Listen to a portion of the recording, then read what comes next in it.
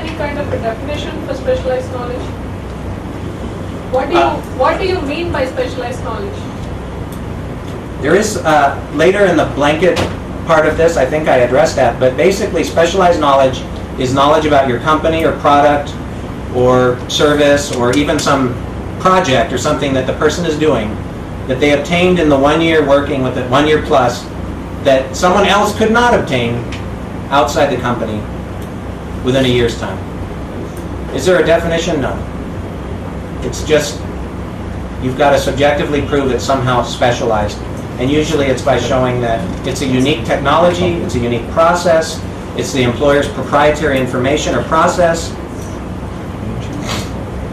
There's no definition by law. No, if there was an easy way, man, that would be the nicest thing. But it's, unfortunately, it requires a little work.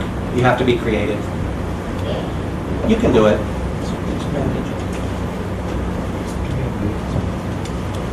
Some of you are sleeping already. I see your eyes are open though. Is that a trick? You know how to sleep with your eyes open? Okay, just checking. All right. Oh, before you can file a blanket petition, you must obtain an approved blanket. Okay?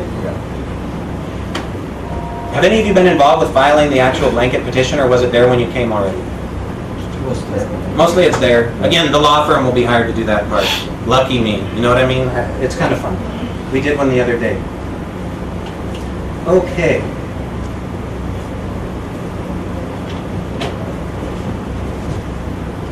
So again, that's filed on Form I-129. The L-1B gets a maximum period of how many years? Well, let's talk about the overall maximum. 5 years. The L-1A? 7. 7. That's good. That's more than an H-1B even, right?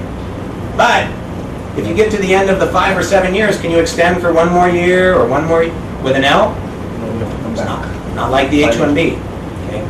Now, maybe that person at the end of their 5 years could convert to an H-1B or something else. I mean, there are tricks here. You know, you could think of creative ways to sort of keep that guy around. But generally, if they get to the end of the 5 or the 7 years, especially the 7 years, it's over. Because there's no getting away from that.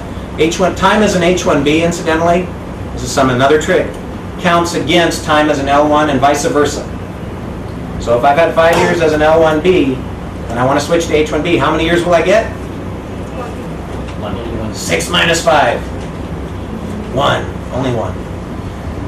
And so if I've been on 7 years with an L-1A, am I getting H-1B at all? It's over. It's just something to do. When you do your L-1 petition, the individual petition, usually it will be granted for the first stint of 3 years, just like H-1B. The blanket cases, I think sometimes, did they get the full 3 when they go through the consulate, when they come to the I-94? Maybe some of you follow and track that, but sometimes it's 2, sometimes 3. I've even seen where they give them a full 5 years right there. So it's more discretionary. Okay? Now, if a person is on a B1 or some other kind of visa, even if they're on an H-1B with a company and they otherwise qualify for an L-1, could you transfer and could you change their status and get an L-1?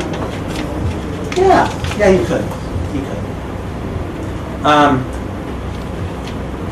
The 1 year experience, just kind of backtracking real quick.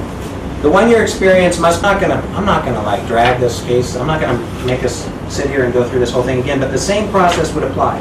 You're gonna get your questionnaires out there and do your follow-up. We kind of covered that. Get your documents from the individual. Make sure that all the people who are involved are notified and follow-up is happening. Okay? Can't emphasize follow-up enough. If you follow up, this is just a helpful hint for all of you as employees. I'm an employer. I have paralegals that do kind of what you do. Okay? Got a team there, and if they give the follow-up to my clients, which would be your the employees of your company in the case of most of you and some of the law firm people here, if you take the initiative and reach out and remind people about sending their documents, or if you schedule reminders and you write things down, keep notes, and you have a good calendar system, and your employer will hug you, they will love you, they will promote you, they will pay you more. If you are not consistently following up and you don't remember to do this as often, I think you know what happens. Most of you are here because you're good, you know, but all of us can improve in this area, I think. So it's just a word to the wise.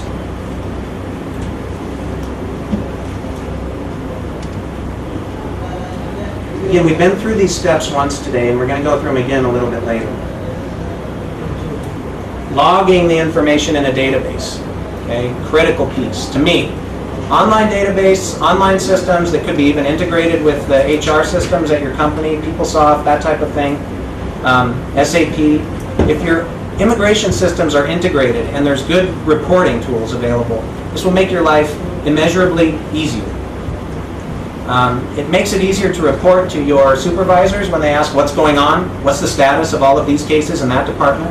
When a VP asks, you know, is anyone approaching, you know, expirations, or is this important executive on track for the green card? Hey, now you've got a system in place. You don't have to go running around looking for files or calling the law firms. You can just log in, see what the status is, and you're on your way to, again, giving your follow-up and reporting to your supervisors accurate, real-time information. So again, it's a little bit of a plug for tools like INSZoom, or maybe even, you know, if you've developed your own systems, you know, I commend you. That is what needs to happen. It's the only real effective way to do this. It saves so much time, employing